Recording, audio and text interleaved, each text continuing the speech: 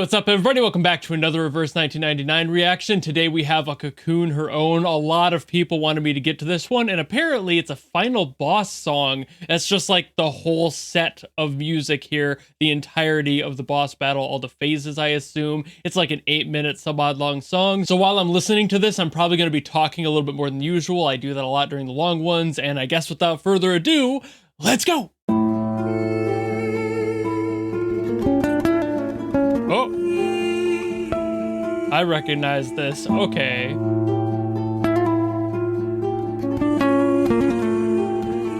But if there's motif stuff, I don't think I'm gonna recognize it, to be honest.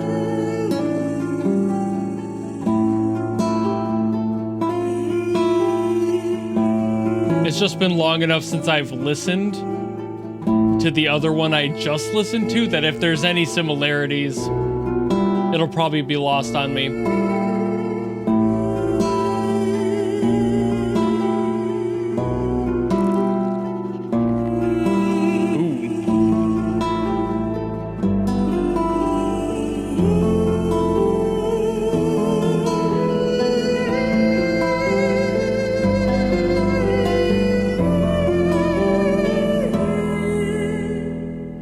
Sorry, it was doing a lot of stuff that I was like, wait a minute. It almost sounded a little bit James Bond in there.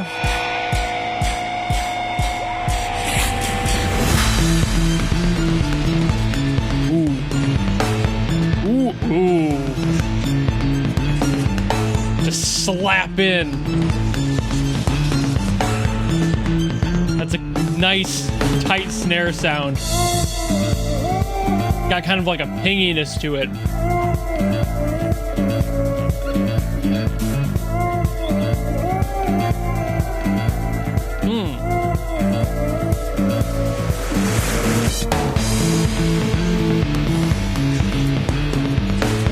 Oh, I love that rhythm.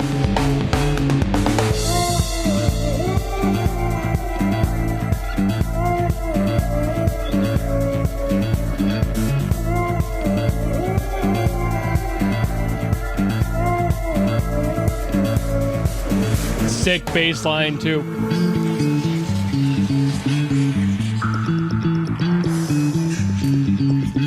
I just love what they do with their music. It's so varied. It has so many different things going on. It never sounds the exact same.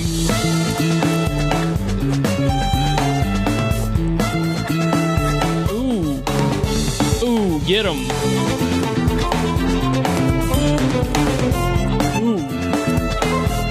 Little ride accents.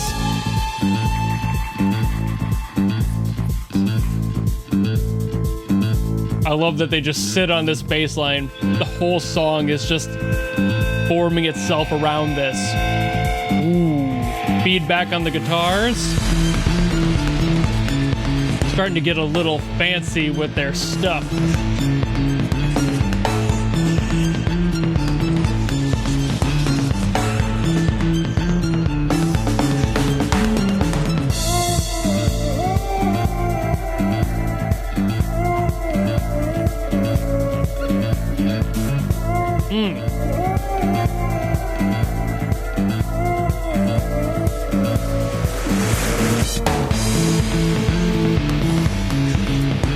I might be mistaken, but that kind of feels like a Phrygian scale. If it's not, it's really similar. It's like borderline Egyptian scale, but I don't think it's the Egyptian scale. Not exactly.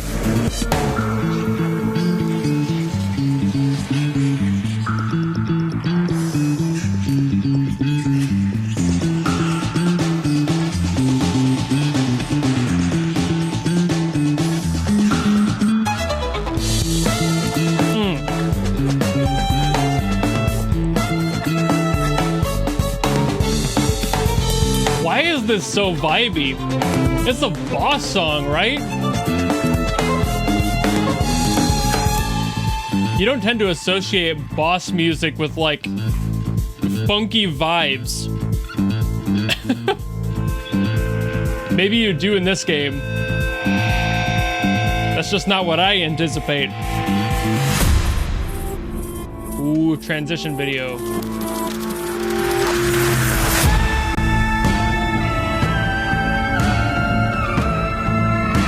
Oh! Maybe it is the Egyptian scale.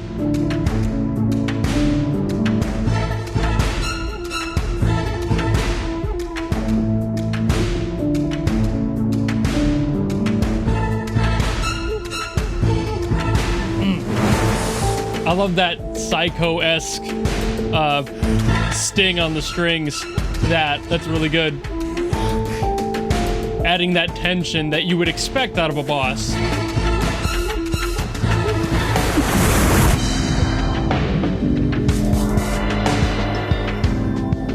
Ooh. But they haven't gotten rid of the vibes yet. I don't think they will either.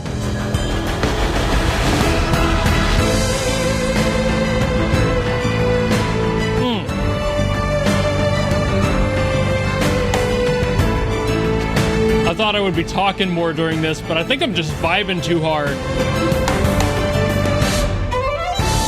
Woo. Lift it back up.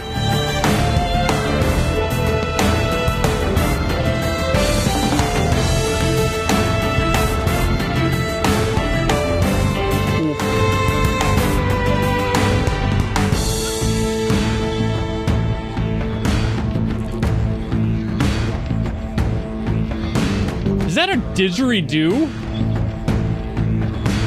No, it might be a mouth harp.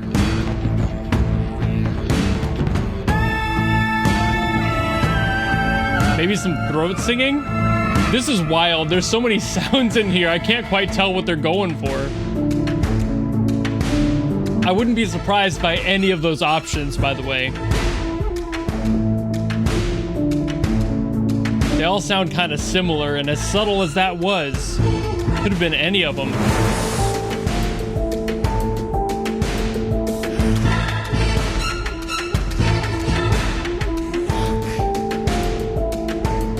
I think what's really kicking me is how lethargic this rhythm is. It's a 4/4, but it's not really like super consistent. It is, but it feels like it's lazing behind by like just a few milliseconds every time.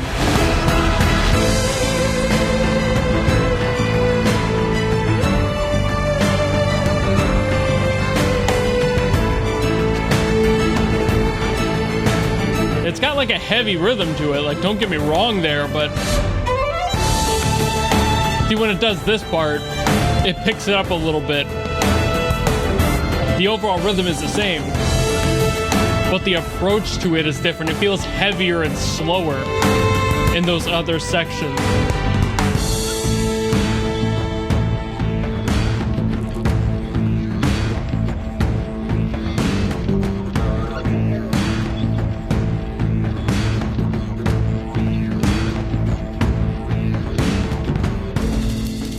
I think it might be a mouth harp at that one, just because I could hear it a little bit cleaner in that spot. What was that? That was gorgeous and funky and cool. It just had so many things happening that I didn't anticipate in a boss song. Hi, I'm over here now. This might feel weird for those who have watched videos of mine in the past, but I think I'm gonna start doing like these moments kind of facing the camera straight on instead of being in the corner. Something about that has always felt kind of weird to me. Getting out of the way for the video makes sense, but I just kind of want to be in the center when I talk about these sorts of things. I feel like it offers more hand movement. I talk with my hands a lot, and nobody can see that when they're cut off on the side of the camera.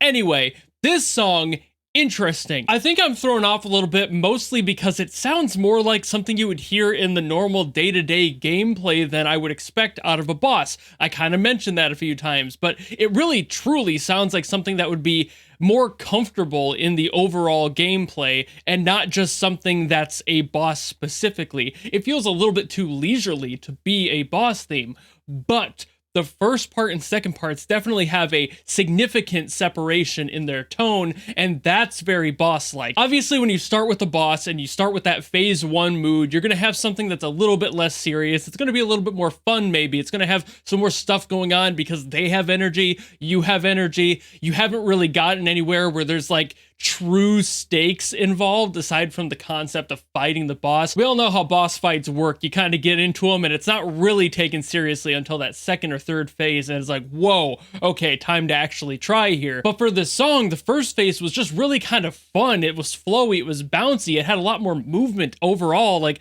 the rhythm and everything was a lot more upbeat. It was just more happy. Weirdly, it was more happy. It felt like somebody was just kind of inviting you to their home for a good party, and you're all just kind of vibing with each other. It didn't really feel like a boss theme to me at all, but then the second phase happened, and it took itself more seriously. That tone shifted. You get that like psycho-esque sting came in on the strings. That was a really nice addition to show you that there is some serious tension here, having just those intimate moments with you and the mood of the song shifting and understanding each other, having that way to kind of get to that point. And I think at least a portion of that has to do with the first and second halves of this song having different dominance, or at least seeming to have different dominance. And what I mean by that is the Phrygian scale. I mentioned that and how it sounded almost like an Egyptian scale. Those are slightly different variants of the same thing, for the record. Like the Phrygian is just a dominant scale structure in music. It's what we called it in the West. And the Egyptian variant of that is specifically that one that you think of in your head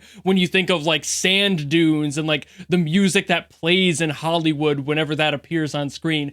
That sort of sound. But the Phrygian dominant scale overall is used in that area of the world as a whole. Like from India to South Africa, they have a lot of that, and it's used everywhere in the world and has different names for each variant of it, but we call it the Phrygian dominant. And I think at the beginning of that second half, it took what was the Phrygian dominant that I'm pretty sure was the first half, and then shifted it a little bit, maybe changed something, maybe went to a minor, or like maybe changed the key a little bit. It didn't really sound like the key got changed, but something shifted. I don't know if that shift was minor or major, and I don't mean that in the scale way, I mean that as far as impact. I don't know if they just changed a couple of notes and maybe added something that was kind of a dissonant in there that changed the feel of the whole scale. You can change a lot in music. If you just do a little tiny change to something, you can shift the entire vibe of the song. It's the whole reason why major and minor keys are a thing. It's a very minor adjustment, no pun intended, but when you do something even less noticeable than that, like just adding one extra key to that and doing like an add 7 or something, just to throw people off on a chord or a key, it can really change the vibe of the song. And if it was already so close to that like domineering feeling, you can really push that energy in the second half by adding something like that. So I think that's why the first one felt a little bit more fun, a little bit more free, but it still had this kind of like looming air of something being there. It was just like a threat in the distance. And then when they hit that second half, they added that extra bit. They changed that little thing. I'm not good enough at music theory to know exactly what happened there, but there was a shift there that completely changed the vibe and made it feel so much more intense. I don't think it was just something as simple as adding those string stings in there. I don't think it was just that. I think they added something or took something away that made the entirety of the key that we were in, all of the chords that were being played, feel just a little bit more intense. But yeah, I definitely get why people wanted me to get to this one. It's definitely one of the most commonly commented song requests I had on that last video. A lot of people wanted me to get to this, and it's like a couple months old too, so I didn't feel like that would be something that would happen. Like you get something that's like brand new and a lot of people want to hear it, but like everyone agreed, hey, you know this one from a few months back? Let's give that to him and see what he has to say there. I assume it's just because I listened to something that was close to it because it was on the same album from the same version of the game, something like that. But I still find it interesting that everyone was just like, yes, Cocoon of Her Own, go. And I was like, okay. So thank you all so very much for watching. I think I've yapped on this one enough. I got a little bit more into the theory stuff than I anticipated, but sometimes the music just forces you into that corner and you gotta listen to it, right? So if you have any other songs you want me to get to, if you all agree on something like that, again, leave them in the comments below and I will do my best as always to get to them. And otherwise, if you just enjoyed this video and you want to follow me and support me for more stuff in the future, you know how to do all that, and I will see you in the next video. Goodbye!